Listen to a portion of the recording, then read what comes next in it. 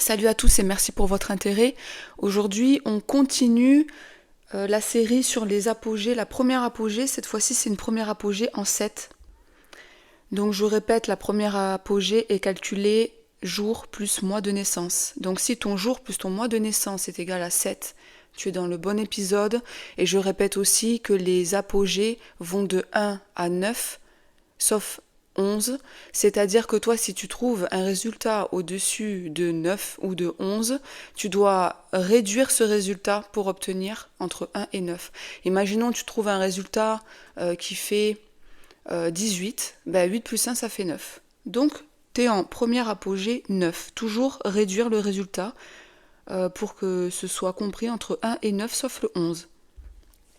De toute façon, tout ça, c'est répété dans les épisodes d'avant et c'est répété aussi dans la barre de description. La première apogée en 7, si t'es né au mois de janvier, le 6, le 15, le 24. En février, le 5, le 14, le 23. En mars, le 4, le 13, le 22, le 31. En avril, le 3, le 12, le 21, le 30. En mai, le 2, le 11, le 20, le 29. En juin, le 1er, le 10, le 19, le 28. En juillet, le 9, le 18, le 27. En août, le 8, le 17, le 26. En septembre, le 7, le 16, le 25. En octobre, le 6, le 15, le 24. En novembre, le 5, le 14, le 23. En décembre, le 4, le 13, le 22. Le mois d'août, il est, de par son aspect du 8, est déjà hautement karmique. Et si t'es né le 8-8, il y a un double aspect karmique, puisque là, il y a une répétition de 8 et au mois d'août. Et si t'es né le 17, il y a une répétition aussi du 8, parce que le 7 plus le 1 de 17, ça fait le 8.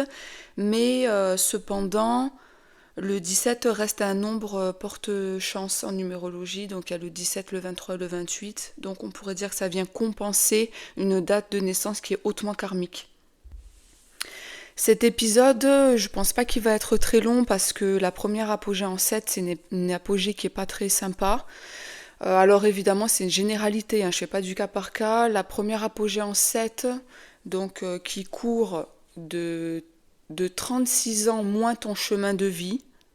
C'est comme ça qu'il est fait le calcul, donc je vais le répéter en barre de description et je l'ai déjà dit dans d'autres épisodes, notamment dans le calcul du chemin de vie et dans le premier épisode de l'apogée 1 en 1. Donc la première apogée 7, c'est une apogée d'introspection, de solitude, de réflexion sur soi. On se pose beaucoup de questions sur le monde qui nous entoure, des questions qui sont existentielles. On peut se diriger vers des études, par exemple de lettres, d'art, des études où c'est écrit. On aime aussi peut-être la lecture, les animaux, la nature. On est quelqu'un qui est aussi beaucoup dans son mental, mais c'est pas quelque chose de péjoratif que d'être dans son mental. On peut être aussi quelqu'un dans son intellect. On peut être aussi dans tout ce qui résonne avec la spiritualité. En première partie de vie, c'est-à-dire peut-être jusqu'à 22-23 ans, l'apogée en 7 peut indiquer qu'on s'est peut-être fait abandonner ou rejeter quand on était jeune par nos parents ou les figures d'attachement. Ça peut indiquer aussi qu'on a été un enfant maltraité ou soumis ou pas pris en considération. Bon, je répète, c'est important que je répète que c'est une généralité.